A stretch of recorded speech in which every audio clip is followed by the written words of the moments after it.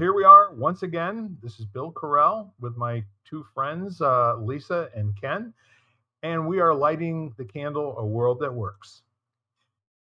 It's a great time for us to be lighting the candle today. There's lots going on in the world, and I'm sure you've got lots going on that's where you are as well. But in the meantime, our conversation today, as usual, is going to be about inventing empowerment from nothing. Just people talking, you know? And we do this every week and have a ball doing it for the most part. And when we don't have a ball doing it, then we usually get follow-up text messages later on with more supporting evidence for how cool the conversation was. So I guess today, what I'd like to kind of like pitch around is, the whole notion of all your friends are doing it. You know, how it has to do with peer pressure, social capital, expectations of behavior and quid pro quos, that there's a whole science and culture to just getting along in the world and allowing things to happen in such a way that your worst fears are never realized. So if we talk about all your friends are doing it, that became a really huge joke while I was raising my kids. And whenever they did something good, I would praise them and I would say, thanks for doing that. All your friends are doing it. It was almost never used the way it was with my parents. If your friends were jumping off a bridge, would you do that too? So I guess what I'm kind of pointing at here is, in 2022, there is another level of culture on social media and with all of the news platforms that goes far outside of what we normally would have had working on us and how we operate in the world. Agree or disagree? Agree. I thought, a couple things came to mind, but I was reading a story about social media and its effects on the youth. There's no picture thing right there. And their hard time of being left in the dark, so to speak, or feeling alone, and not realizing that there's bad parts of life as well. Uh-oh. I know. I think we might have lost her. Yeah, we're getting that jitter. So I thought there was an interesting quote. I gotta find it. But so and talking about the impact of social media and then feeling in the dark, but then there's a saying that says it is better, and of course it's very appropriate for our group. It is better to light a candle than to complain about the darkness. Yes. Yeah, I think I know. I can see my. Go ahead. So we're having a hard time copying. There's a little bit of breakup going on. So I see that. Yeah. What you're saying is really, really great, and I'd like to ask you to repeat it, if you will. I was reading a post about social media having such bad effects on well, everybody, but the youth particularly, because they don't realize that there's bad parts of life because everybody's posting the best of the best and making it look so good. So in order to deal with that, like one of the best sayings is, instead of complaining about it or wondering about it, the quote is, the best minds. I mean, the quote is, it is better to light a candle than to complain about the darkness. I thought was interesting for us, especially. Yeah. Ken, any thoughts? Yeah, many. Well, and it's kind of interesting. I think that's what Lisa just said is there's a lot of value in there, and I think part of it is how do you how do you shine your light if you're not clear on what that is? So, so there's not it's very difficult, especially when we're younger, I think, to get clear on what our values are so that we're able to have a clear north as the influences come to play around us.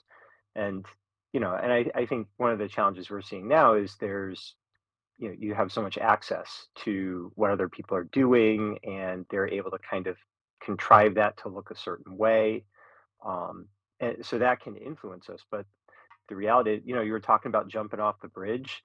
um, it's a risk assessment thing. Depending on how high the bridge is, I probably would jump off of it Mhm. because I like jumping off of high things. I think that's kind of cool. So, so there's the question to me becomes, how skillful have you become on assessing risk and then measuring the result of doing what your friends are doing against your own sense of value, right and wrong, and what's appropriate for you in your world. So, I mean, when I was a teenager, I had friends who smoked cigarettes, and at one point I tried it. I thought it was disgusting and said, "Yeah, that's not for me." And one friend who gave me a hard time about it, and I said, "Look, dude, it's not for me." And that was the end of it. So, but I was clear, and I wanted to be an athlete, and the risk to me of doing that to be accepted was, far outweighed by the values that I was holding at that time. So, and I came from a family of smokers, so it was even environmentally around me, and I chose a different path. You know what I'm saying? I Mhm. completely know what you're saying, and I will tell you what, that all my friends were smokers, including parents, aunts, uncles. You know, what has turned out to be the best decision that I ever made, and probably the best decision that my dad ever made, was stopping smoking 40 years ago. And when we did that, it was because, we were sure we were not going to live very long. It was the impact on our bodies, the coughing, the not being able to get a full breath of air.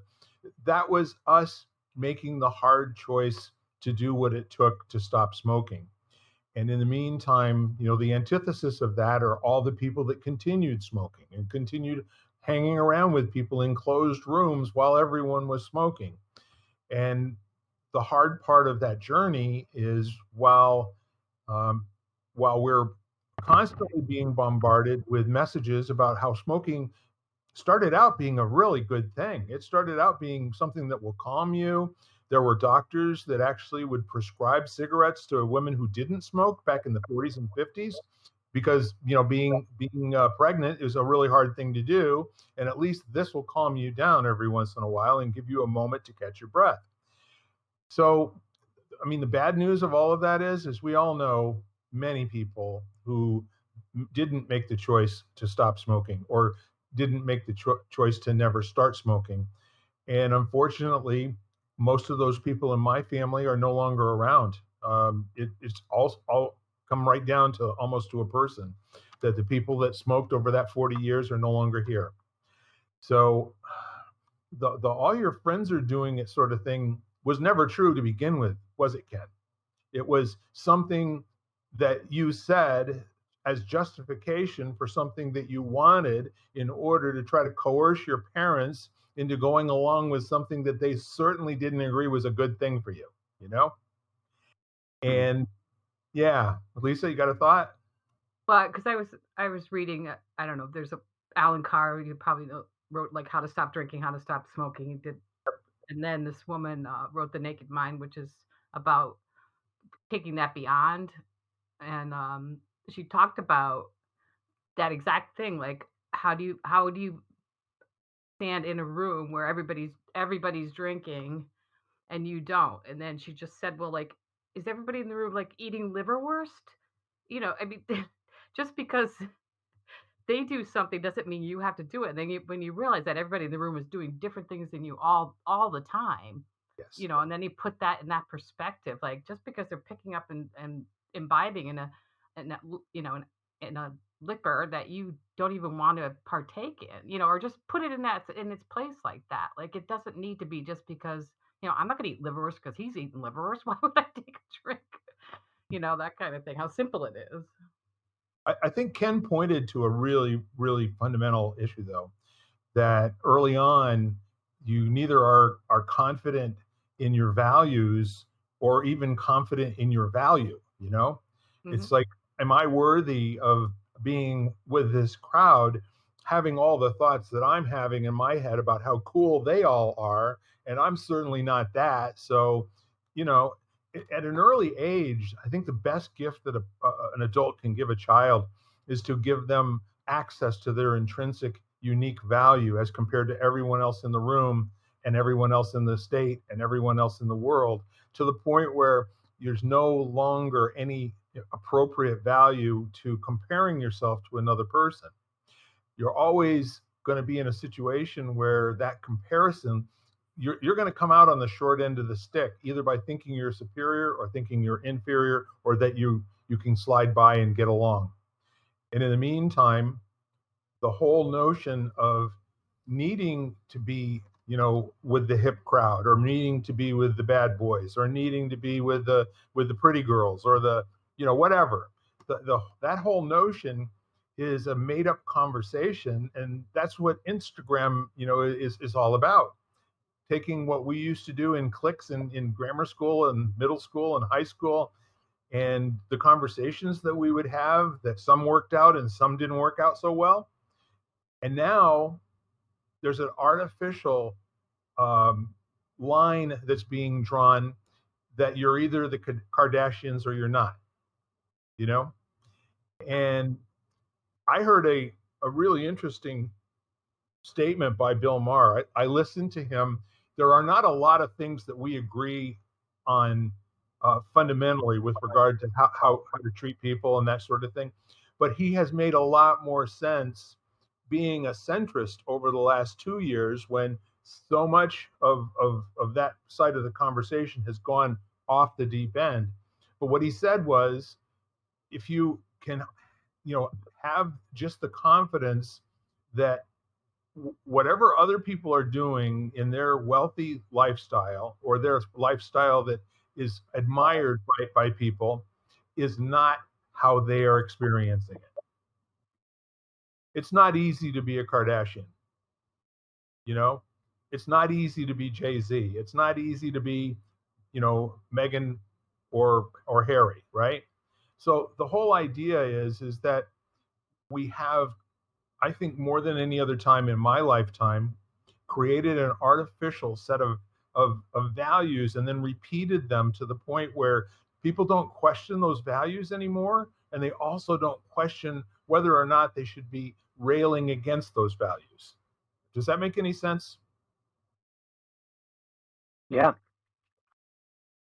You hear something enough times, and this has always been the nature of propaganda, is, and Michael Jackson's lyric that, you say it enough times, and then the lie becomes the truth.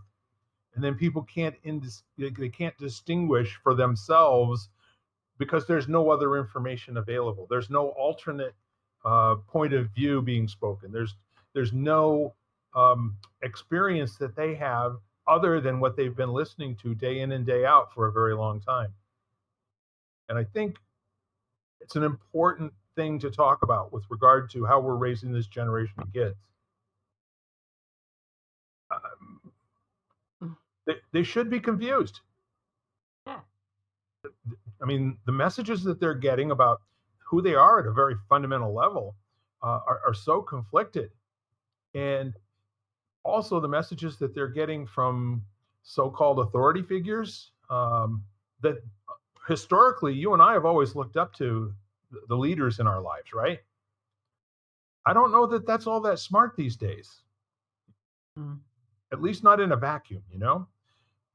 So how do people arm themselves, or gird their loins, so to speak, Mr. Shakespeare, and protect themselves against um, sinister forces?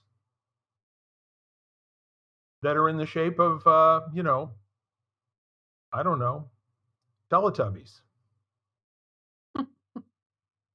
Well, It- it's Go ahead. it's kind of interesting. I mean, information is definitely a sword that cuts both ways, and and I think that one of the ways that it could be helpful, like I found, so if someone, I'm big into wellness, so and there are often times where someone is kind of, they're making a statement based on some study or whatever on something that's good for you, like for example, vitamin D, and which is great, but there's also been a lot of vitamin D overdosing because, certain people are promoting it to the point where people are taking too much of a fat soluble vitamin and it's creating problems. So, one of the things that you can do though is when someone's making a statement, you can go and find out how do they benefit from that statement. So and if it's someone telling you don't do this, do that, and they're selling that, they're profiting from that, then that's something you should look a little bit more closely at. And and in like in the supplement industry, that's very, very common. A lot of the studies were funded by the people who wanted to confirm or validate the thing they wanted to sell. So it may not be very good for you, but you've got to like dig into the information a little bit. So, and I think that's one of the challenges right now is we tend to be very, very on a chemical level. We are attracted to things that confirm our existing biases. So if you've already decided, you know, I don't know, doctors are bad and big pharma is not to be trusted ever, anyone that says anything that confirms that, you're going to agree with it. You're not going to want to look any further because you just heard what you wanted to hear and you got a hormonal response that makes you feel good about having heard what you hear. So now that gets leveraged. So and I think that's one of the challenges is as a, I think we're all still trying to figure out how to appropriately utilize information to not just confirm what we want to think, but help us gain clarity as best we can as to what information is available to help us make the best decision possible. Does that make sense? Makes a ton of sense. And my confirmation bias was sitting over here agreeing with every word that you said, and I got the shot of dopamine as a result of it, and I'm much better now. Thanks. Yeah. Well, and that's the funny thing because then, what I found is the really, really genuine people Yeah. are so cautious. They don't want you to believe them, which means that there's a large portion of the population that will even leverage that and say, see, that you can't believe them. They're being uncertain. They're not being definitive. They're being wishy-washy. They're fluctuating in their position. We don't we don't reward I don't know, or I may only be right at the moment, but there are second and third order consequences that are yet to be seen. You know, I mean, we don't know. I mean, look at COVID with all of the mitigation efforts. You don't know how those are going to work, but we were so busy fighting and polarizing over whether it did work, whether we thought it could work. We couldn't just assess what was happening and make fluid changes in real time, which would be the smarter thing and be transparent in communicating that. So instead, any misstep was immediately leveraged by people who that confirmed what they were thinking, and anything that worked was being leveraged by people who confirmed that that's what they were thinking, and there was no complexity brought into it that could, I mean, who knows? Maybe if you'd had that approach, a million people wouldn't have died. Maybe that number would have been half. I don't know. It's a really interesting example, though, Ken, 100% in terms of those folks that are in the business of convincing. And Mhm. we, again, as a culture, we don't think well of people who have an idea that are not then willing to fight to the death, to change other people's mind to that idea. And that's not the way forward. That's the way to cement a position. It's a way to try to get a conversation to stay inside of a box where it doesn't go any further. And for the most part, we're living in that environment. And the best example of it being taken to extremes in our lifetime has been COVID. We really have seen where there's been a dogmatic approach to everything from weather um, to health, where it's about, don't you worry about it. This is much too much for your little head. We will tell you exactly what and when you need to do what you and when you need to do it. And oh, by the way, if your results are not good, then that's going to be your fault. If your results are good, then that's confirmation that you should continue doing what we tell you to do without question. And I don't remember ever a time in my life. I mean, I was never in the military. I mean, maybe when I was a small child, there was you'll do this because I told you to. But I got rewarded early on by asking why. They probably wish they hadn't done it that way, but it made it easier for me, to go into life with my eyes wide open. And probably turned the corner after college faster than I probably wouldn't have if I hadn't been taught to listen carefully to all of the instructions and then ask questions. That was one of the things that I would say set me up to be willing to realize that there's no magic formula about the people who have worked things out in their lives with regard to finance and health and social bonding between partners and mates in life and that sort of thing. That there might be a set of ideas that the ideas themselves would not be strong enough to guarantee the outcome. Just as the 10 Commandments have never created a world in which there was no need for the 10 Commandments. I thought it was interesting, Ken's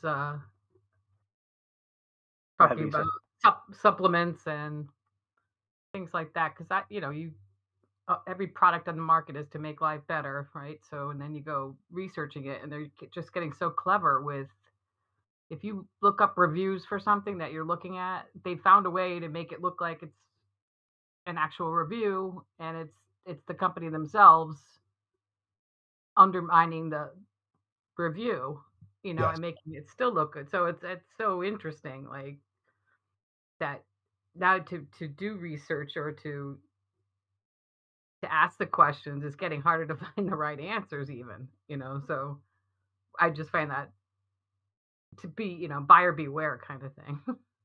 And it's just funny, none of this is new. Like, there's Right. been snake oil salesmen, go back as far as you want. I mean, even like, go back to 1918 and you'll find, Hmm. all of these people pushing back against the idea of mitigation efforts like masks. There have been people, hesitant and against the idea of vaccination for as long as there's been vaccination. We're just more connected now. So, so people are able to amplify their opinions to a much higher degree than they could have, even 30 years ago, But I mean, it's no different. I mean, it's funny. I saw one thing. They had a quote that someone, it sounded like someone pushing back against, I don't know, I think it was wearing masks. And it was actually someone's response to being told they had to wear a seatbelt or they'd get a ticket. Because the same thing happened with seatbelts. The same thing Hmm. happened when they wanted to put car seats for children and make that, legislate that, you know? So it's nothing new. And especially in a society like ours, which is by far the most independent culture ever in the history of humanity. Like, statistically, we are more independent and more like kind of motivated by a sense of I than any other any other culture. So we're going to have even more pushback against anyone telling us to do anything, even if it's for the good of us. So now you've got that. And then the other part, I remember reading an article about the CDC taking a lot of criticism for using a vocabulary that was too sophisticated because I think the average reading level in the US right now is below 8th grade. I think, so they like wanted to keep the way that they explained why people should do the mitigation stuff, like they needed to literally dumb it down. So Bill, it's kind of like, you know, they almost are in a position where if they don't kind of say like a parent would, because I told you so, they had no way of getting people to understand enough that they wouldn't be confused, you Yes. know? So, so now you have this balancing act where, we don't have we have pockets of highly educated, we have pockets of poorly educated, and we have something that has to find the mean where we can give people information they can understand and act on in a society that doesn't like to be told what to do. So, so what the heck do you do with that? I mean, I don't know that there's anything anyone could have done differently that would have made for a better result based on just us being who we are as humans in the way, we've evolved societally. So, so instead, what do? We end up arguing over woulda, coulda, shoulda, or what I would have done differently, or how I know better. Everybody's armchair quarterbacking or Yeah. leveraging people's fear to make a boatload of money or to get a boatload of likes, so they form a YouTube channel and they say a lot of stuff that pisses a lot of people off because it gets engagement and they know the more people that get angry at them, the more engagement they get, and then they monetize it. Mm. So, and the more people get used to it, the more outrageous they get because that's what they need to do to keep, attention on it and keep monetizing it. So, yeah, so it gets kind of messy. Yeah, perfect. It's 100% the it all leads to the same place, no matter what us and them conversation we're having. It leads to the vilification of the person who has a different opinion. It's not Mhm. like they don't think correctly, it's they're evil, you know? And because they are evil, there's no point in entertaining anything that they're saying or evaluating whether or not there's any part of it that makes any type of logical sense. No, they're just evil. So stay away from that. And why? Because I told you so. Well, and again, if you feel, if you have a sense of safety, control, and comfort from the being surrounded with people who agree with you, or who confirm the way you're feeling or believing, you're going to want to hold on to that. Yes. You're going to want to rally around that. So, so now it's much easier to avoid, taking in a foreign influence, quote unquote, by just, building these walls and, have this fortified position that, you know, you don't let anyone in, and anyone that tries to come in, obviously they have ill will towards you because they must be trying to manipulate you or change you, and now you're back to I hate the they thing because there is no they. There's a bunch of individuals that when you talk to, I don't care what side of any position you're on, if you talk to one person, they are much more complicated and their position is never what is being, you know the Republicans aren't all thinking this thing, the Democrats aren't all thinking this thing, none of it. So, but if, if you're You know, looking to generate influence and garner attention, isn't it easier to create this kind of stereotypical they that everyone Mhm. can rally against now? yeah, kind of an interesting thing. It's not a very old phenomenon at the level that it is because it's worldwide. It actually Mhm. transcends language, you know? All of the authority figures are behaving the same way in every part of the world. And essentially, what's really kind of remarkable about that, we can lay this at the feet of the Obama campaign and the DNC when they discovered in 2006, 2007, 2008 that they could massively change people's ideas about how things should be on social media.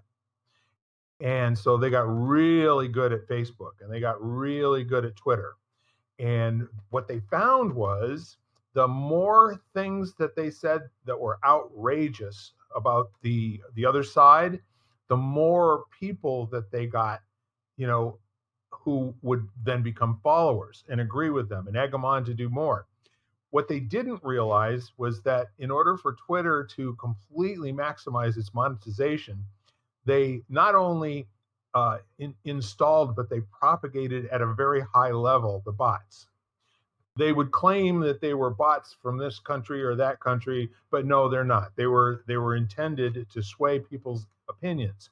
Now that worked really well throughout the 8 years that Obama was president, and then it worked even better for a guy named Donald Trump for a short period of time, until they changed the rules on the platforms and said, "Wow, we made this guy president. We can't let this happen anymore." And they broke all their own rules and they acted like, they were indignant and all the rest of that sort of thing. But in the meantime, they managed to persuade millions of people who had no opinion until they were, constantly bombarded with this information, that what they knew to be true was false. And what they were telling them was true is actually true, and it wasn't true. It was a complete made up narrative. It was storytelling 101, and then they all do it. It's not like there's a good side and a bad side. No, this is just a new technique for changing people's opinions in a very powerful way in a short period of time. Until people decided, wait a minute, I don't want my mind being manipulated by Twitter. And they actually found out that the real number of people on Twitter after 2021 had gone down dramatically, even though the number of listed users had gone up like 40%. And this is where Elon Musk just he lifted the hood and he looked in and said, prove to me that these are all real human beings. And then he shut his mouth and walked away. They could not. And they were saying at one point, possibly as many as 70% of the Trump followers were bots and 90% of the Biden followers were bots.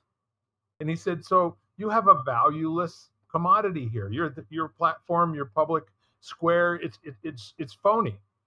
It's not worth what I offered you for it, and I'm out.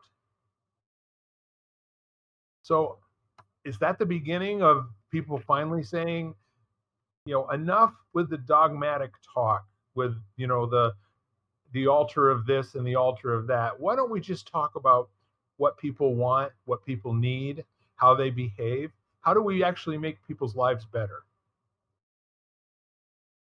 I think part of that is you got to go back to values and being clear on your values, and then learn to filter the information around that.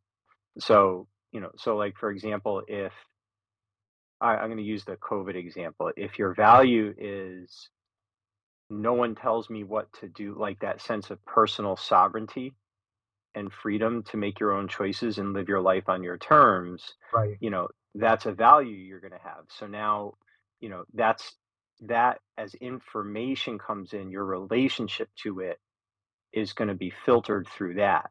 Now, if your value is I'm part of a society and I want to do what's best to keep everyone safe, like I'm willing to subjugate part of my own personal freedom in exchange for the community, right? Now you're looking at that same information through a completely different lens, through a different filter. So, and the challenge becomes if you look at, if like from a political perspective, I don't really care if they're bots or not. If you're able to, kind of look at beyond all of the, the fear mongering or whatever's happening, the attacks, all that kind of stuff. Can I get some insight as to what this person would value as a leader? Like what is their position? And does that value align with my values at a core level? So you know what I'm saying? So like for me, with the COVID thing, basically in the end, I was always asking the question, what is best for the community? And how do I determine my personal level of risk as it's related to that? And what makes sense for me to do to support the community at large? I was coming from that place first. So, but I had a lot of friends who were like, I'll go live off the grid. No one's going to tell me what to do. No one's putting a chip in my arm. No one's going to give me this experimental thing, or no one's going to make me wear a mask in a store when I don't want, so, and I was fine with that. I didn't care. They just they're just different from me, but it was very interesting when we'd have a conversation because the way we were viewing the information and the things we were attracted to were very different, you know? So we just had to make our choices. And I remember saying to one friend, I'm like, dude, let me know how that works out. I'd be curious how being off the grid will go for you. That sounds kind of peaceful. He's like, "Arr." He was angry, but I was more curious. But Nobody here's understands that, Ken. Nobody understands that. That's a well, yeah, hard, yeah, that's a Yeah, hard well, of place to course. Yeah, be no, in. it's very hard. Yeah, yeah. And I think that's So the part of humanly, we are all designed to keep everything on at a certain level, and we don't pay attention because we've also been so desensitized that the louder thing wins and the shocking thing wins. They know they have to shock you and be louder for you to even pay attention, to even draw your attention to them even slightly. And I think that's yeah. just gotten more out of hand for us. So to be centered like you are, or to center in your values would be great to teach, or like how to come from that perspective rather than like whoever's loudest, or that Well, kind of. and yeah, and it's fascinating because the I think one of the challenges we're kind of, I don't know if it's really conditioned, but it's so the noise keeps us focused on the noise. And the stressors and the debates and the arguments are all about the noise. So we're complaining about the bots on Twitter instead of thinking, how do I choose to relate to information that may Mhm. or may not be true? And what do I choose to do with that? How do I choose to test that and be self-aware and then make choices as to what I move towards or away from based on who I am as a human and what matters to me? But that's really hard to do. I remember my mentor said something that I shared with my dad, who got very, very frustrated watching political news. And he's very interested in politics, but he gets so angry. So John said, tell him to watch them talk with the sound off.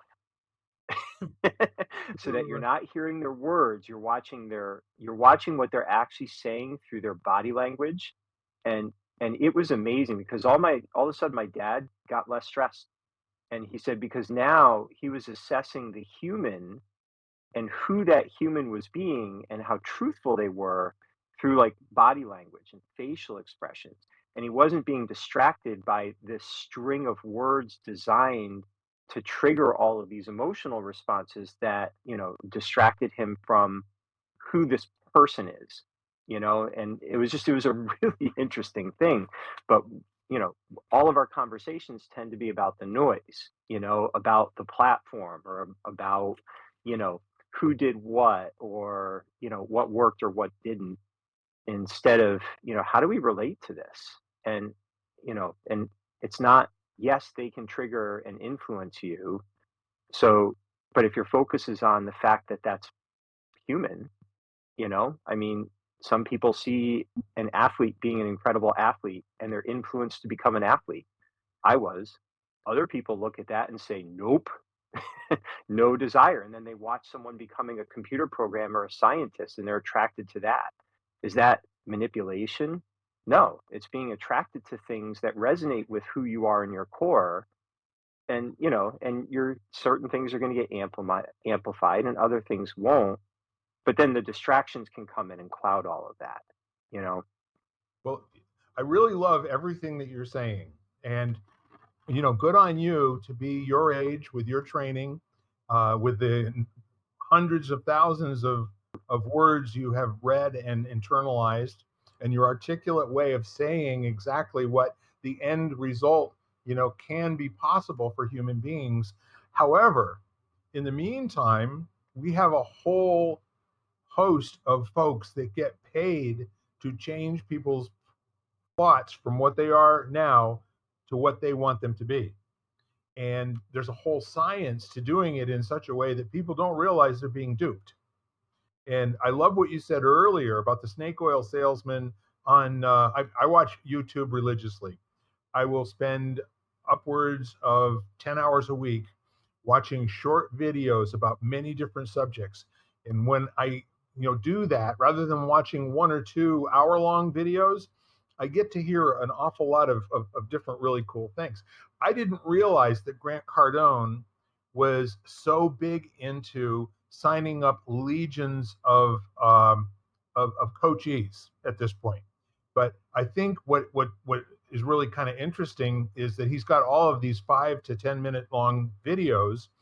In one case, he's actually showing a 14-year-old how he can become a millionaire in 2 years. And the fact of the matter is that it's more simple than any other thing you could possibly do. Making $1 million in 2 years is nothing more than math, a plan, and discipline. So at the end of which, he goes through this quick thing in 6 or 7 minutes. And now, if you want to have this in your life, um, you know, respond down below, and we'll send you the information and have somebody call you so they can sign you up for our coaching program. And I watched this, over and over and over with different topics. I mean, everything from uh, healthy food. Oh, it's an MLM.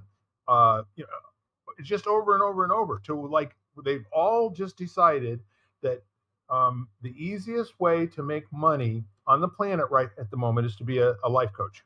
Hmm. And so you can spit 10 feet in every direction and hit 100 of them. Now, the neat part of it is very few of them actually have any experience. I mean, in terms of succeeding and failing, giving people feedback about what they're doing in their life and helping them write a plan that will be doable by them. Uh, in many cases, what they sign up for that, but what they end up finding out is that the best way to make the $1 million is to convince other people to pay you $167 for a program that they will then own for the rest of their lives, that is worth at least $25,000 in value. It's all the same goop with just a different thing, that people have commoditized and monetized. So where am I going with this? There's a lot of noise. It's almost 95% noise. Every person that you see on any media is there because there's a point of view that has money behind it. And that point of view neither needs to be truthful, good for you, factual, or good for the world. So the interesting part is, do you think our kids are being raised, the Gen Xers, the Gen Zers, are they being taught that right now the best thing they can possibly do is be different than any other human on the face of the planet? Or their way of fitting in is to also be, leave any of the adults in the room completely confused about who they are? And they don't know either, but there's real power in having all the adults in the room be confused about who you are. I, I don't know. Life coach, yeah. Life coach for grown-ups and influencers for the younger generation. I mean, it's 100%. just their way of doing life coaching kind of thing. And the more that convert, the easier it is to convert the more. Hmm. Christianity probably for the first 300 years had thousands of people. And then what happened over the next 1500 years? Yeah, I forget what country was. There was an like a high-level influencer that caused a riot Yeah. somewhere, but just having a simple appearance. It's like, Yeah. okay. So where are we? I mean, that's a Hmm. really good question. I don't know. I think we're in the Bardo. The Bardo? Yeah, we're in the Bardo. We're in between. There's the death of what was, and we're resting in the space before whatever is new comes in. And and I mean, I see it all the time. I mean, when I do leadership with teens, there's a lot of them. They are just as clear as I am as to who they are. And when you give them information, they don't question it to confirm what they want to believe. they ask genuine questions so that they better understand how that information fits in with who they want to be in their world. Like for a lot of them, the question of like they wouldn't even be interested in making $1 million. They're interested in living a life with balance between, being able to have the impact they want and generating the revenue necessary to live often a very kind of simple life, you know. And I think that there's also an increasing level of sensitivity to BS and manipulation, and you know they have so much access, they just know how to change the channel very, very quickly. So I think that, So hang on there's just a second. I'm going to stand you up for a second here, okay? The they that you are talking about is from a very small group of people. Anyone that has oh, met you has access at a level that most of humanity never did, doesn't now, or ever will. See what I'm saying? So y- the experience that you have with that, because of the law of attraction, in my opinion, is also going to verify the thoughts that you had in terms of how you communicate with these folks and what you get back. It's rarefied air where you operate with the human beings that yeah, you. so I'll give a little bit of context for this. The Sure. conversations I've been having have been interviewing under 35-year-olds that I have no prior contact with. They don't know me. It's just been a chain of, it's all been through Zoom. Most of them I've never had a face-to-face meeting. Some of them aren't even in the US. Uh, and, and it's all coming back. I have a series of questions. I'm asking them all the same questions and I'm finding some very interesting trend lines. So this is not like people that, grew up in my circle of influence through martial arts or I think you anything like that. misunderstood what I said. What I said is anyone who knows you or knows Lisa or knows me is coming from a particular way of being in contact with us that is not accessible to the other 7 billion people on the planet. And I'm not saying that it's good or it's bad, but what I am saying is that when you look at the people who would be interested in having those types of conversations with you, just as it is with me and my 100-person project, not everyone says yes, I'd like to be interviewed. And most people are saying no these days, or they'll say, yeah, I'll get back to you with the dates. So what I'm saying is that the results that you have and how it's impacted your perception of how people are is very, very positive, and it's a good thing. I'm not throwing the baby out with the bathwater. I'm also saying, how did you get introduced to them? What are the connections of the connections of the connections that put you in touch with those people? And is there something to be seen and learned about how that works, such that what you're experiencing with these kids could be more present in the world than it is right now? This is a thought that I have, knowing who you are and how blessed any human being is going to be to spend even a half hour with you. That impact, if it were able to be multiplied and duplicated and replicated, I think that's what changes the world. That is Oh, the I agree. I mean, that's my life's work, you know. that, But that's but the I guess what I'm antidote. saying is I think that there's, so what I'm seeing, and regardless of how much it's being influenced by them, like, because some of these are a referral to a referral to a referral. So Right. there's no even connection to the original person that I spoke to. They just kind of put it out through their circle of friends, and you know how those things go.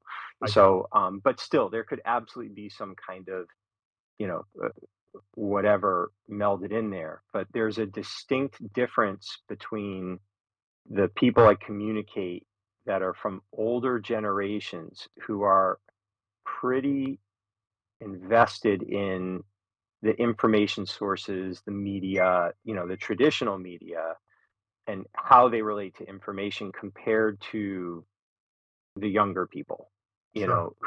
they're just the way it's, because I'm not really listening so much to their answers. It's the way they're processing what their attention goes to Yeah. and how they relate to the questions. So, and it's just even this curiosity, which I mean, neurologically, we're more curious when we're younger. We go through a phase where that kind of fades, and then we go through a second cycle, once we hit into like our 50s, where our focus goes more towards mentoring and nurturing others, that kind of thing. So, so there's been some interesting studies on that. So they naturally, of course, are going to be more curious and less rigid in their framework. But even beyond that, I mean, I've worked with thousands of teenagers for 30 years. So, you know, this generation seems to be adapting to the noise and the access in ways that I find hopeful, I guess is what I would say. So, and I could definitely be wrong or could be influenced, but So overall, I'm pretty. that's not the point. Whether you're right or you're wrong is not the point. Your observation is powerful. What you're reporting, in my opinion, is hopeful. There's no doubt about it. And I wouldn't put it past you to actually be making a difference with the human race just with these conversations. He is. I hope so because that's why I'm doing them. 100%. Yeah.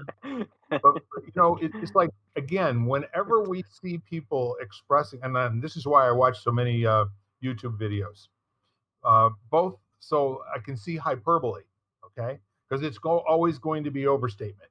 Like when they go on campus and they ask a bunch of kids 5 questions for $1,000, and the first question is who was the first president that to live in the White House, and the next one is what was the first state, and then the next one is what is the loudest animal on the planet.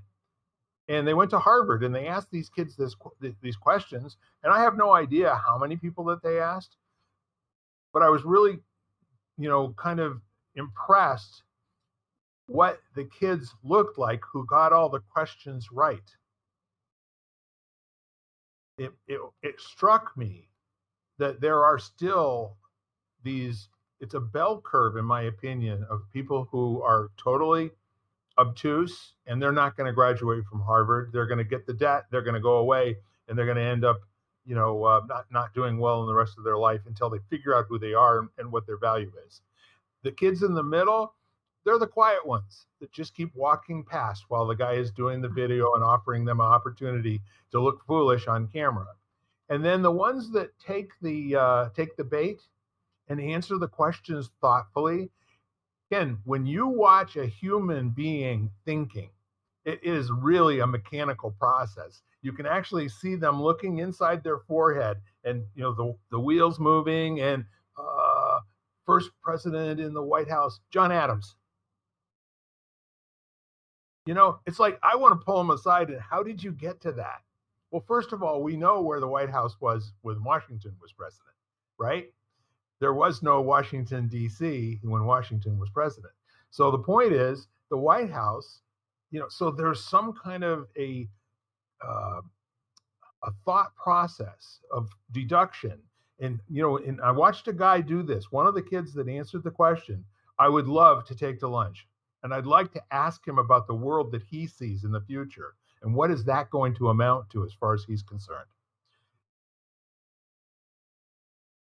I don't know. I like watching people have fun for the most part.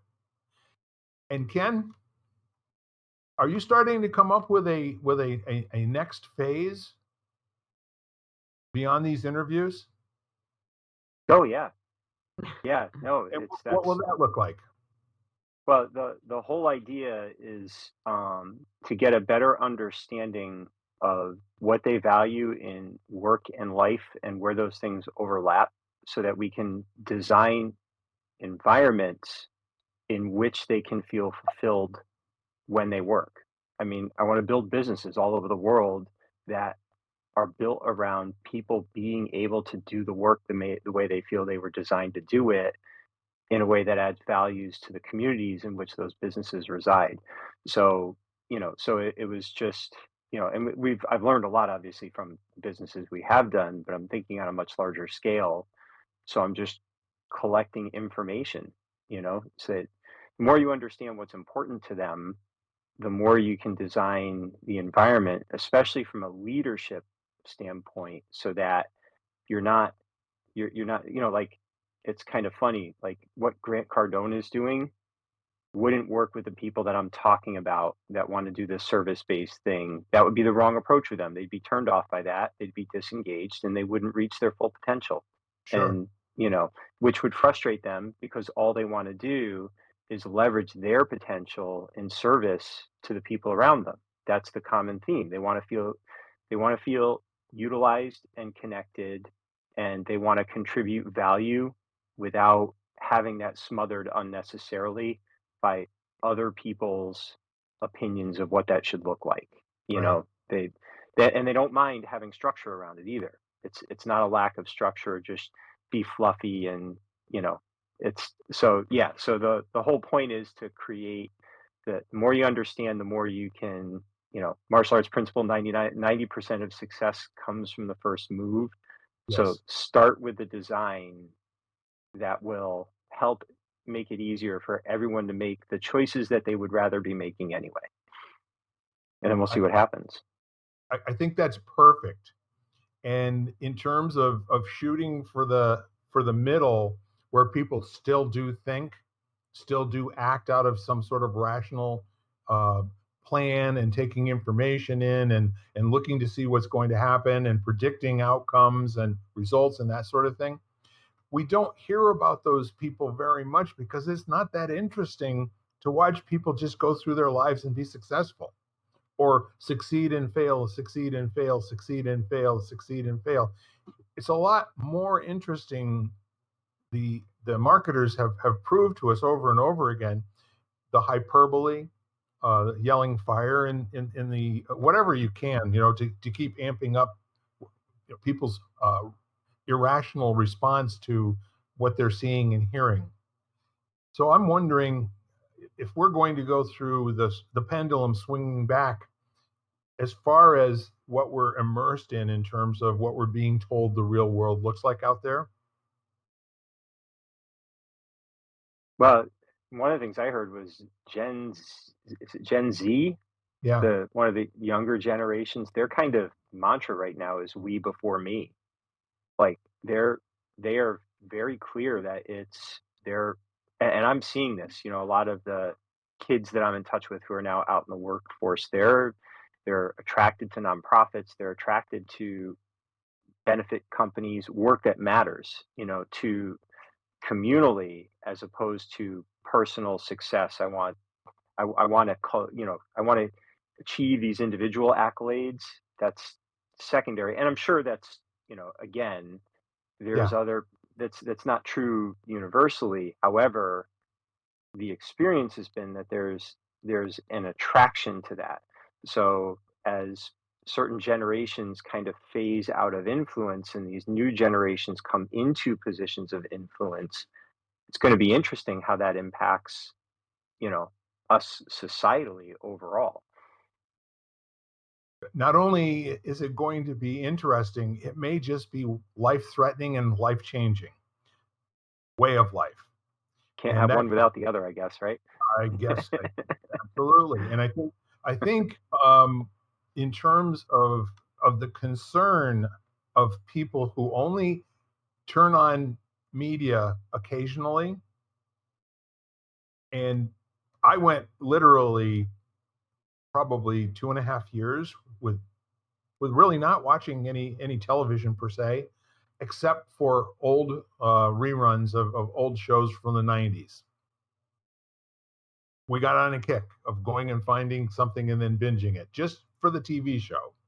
Not interested in world events, not interested in somebody telling me, what's going on, not interested in somebody telling me how Charles is going to use this position, to blah, blah, blah, blah, blah. It's not hearing that makes focusing on things that matter, like family, you know, livelihood. It changes everything. It would be very interesting to me to look and see if we had taken certain measures in the 80s, 90s, and early 2000s and measured people's responses to certain questions, and then if we threw out the highs and the lows, the wackos on each end, and they are literally, I mean, that's not a pejorative term. They just are not like other people. Okay, they think differently, and they're unwilling to have be affected by any conversation at all. I'm wondering if the people that we used to call the silent majority back in the 60s are still out there and still have the same values and still have the same cares about life, liberty, and the pursuit of happiness. I'm suspicious that they still do, that most people feel like that. Yeah, I think, it's we all have probably certain things that trigger a more radical response, Yes. based again on our values or our experiences or our background or trauma, all that kind of stuff. But overall, I do find it interesting that I think that the people you're talking about that are kind of hovering more towards the middle, and no one's in the middle, they're on either side, and I think that probably oscillates. They're just keeping their mouths shut. Like I don't talk much about any of this stuff on social media because it's not worth it. It's just they're just the majority of people in that environment right now are looking for a reason you know, to state their position, not discuss what it means. Right. So, but then, what was it, Kansas, where they put abortion on the ballot and were quite shocked by the outcome because people they didn't know, people weren't talking about it, but then they went out and voted, and and their vote in that environment didn't match what the assumptions were. So to me, that's kind of an indication that probably there are a lot of people that, like what you're talking about, Bill, they're being quiet, but they're paying attention. And I know the younger generation, they're more clued into politics and understanding what's going on and policy, and and they're well, I didn't pay attention to like that when I was that age at all. Yes. It shocks me how you can have legitimate, intelligent conversations with a 20-year-old right now who's, thinking about who they're going to vote for and why they're going to vote for them and what matters, and it, it's just fascinating. So, yeah, it's going to be interesting. I'm kind of excited to see what happens over the next 5 or 10 years. And we will not wish it away too quickly, will we? No, no, I just want to be part of creating environments that allow them to continue to learn to, just have some kind of alignment between who they are and what they express out into the world, you know?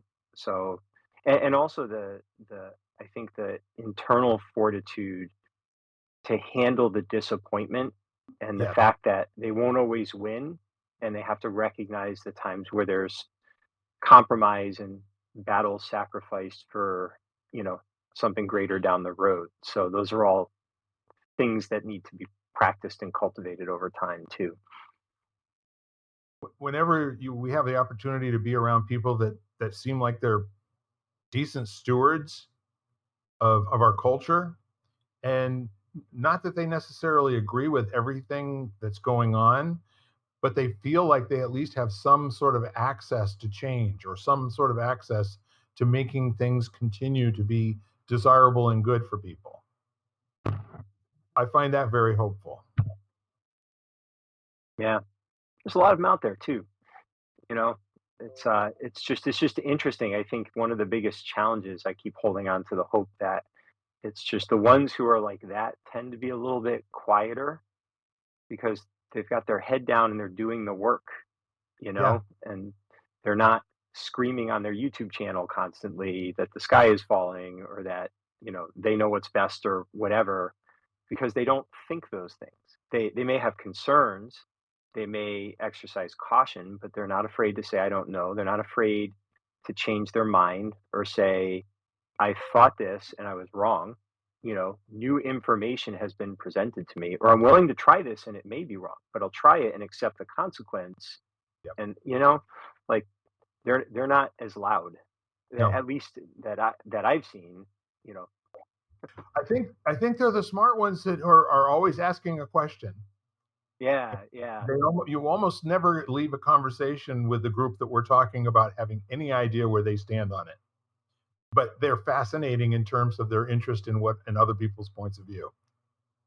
yeah, yeah. No, that's an interesting point because I can think of one gentleman that I've worked with a lot over the last couple of years, and and I really couldn't tell you like what his position is on anything, other than how can we make things better, Sure. and really that's where, so the conversation never really gets into having to make definitive statements, not because he's avoiding it, it's just unnecessary. It's a deeper conversation. So I'm pretty clear on his values, and how he values humans, and how he values society and wellness, and like things that are in his lane. But yeah, Yes. I couldn't tell you like what his political position is, or any of that kind of stuff. It's just not relevant to the work. Another attribute of that sort of person is, I would say, in my experience, they really don't give a good rap whether you know anything about them or not. And Yeah, yeah. it Yeah, doesn't no, mean that's true. anything, and it doesn't mean anything that it doesn't mean anything. Yeah. But anyhow, Lisa, you are being that powerful listener today. Well, I'm just glad there's mentors like the two of you out there. I mean, if there was such a thing as finding a great mentor, and I always believe that there's inherent good in the world, and there's Yes. more of them out there than we think there are, and so that's what I'm always going with. Well, Agreed. yes. In fact, that's the only thing that makes it better, right? That is true, and that we believe it's true gives us an expectation that it is true, and that also gives us the courage to make it true. Sure. So the last thought, and I'd like to talk about this possibly next week or the week after, is I read a very fascinating study about people who went through a group study, and they tracked what percentage of their time was thinking about things in the past or in the future as compared to being present to right now. And there were some pretty interesting outcomes from that study. And I think a lot of what our conversation has been about today is just wishing you at home, the opportunity to make up a powerful you to learn how to be. And it's in that making up and the decision to move forward with certain things in your life and not spending your time on other things that I think most people would say that's a life well lived. When you can be in charge of what conversations you're going to be a party to, what information you're going to listen to and propagate, when you can listen to the world, as Ken said, with a good certain place that you're coming from as a human being, I think that's the road to being unmessable. People just can't mess with you. Anyhow, any final thoughts?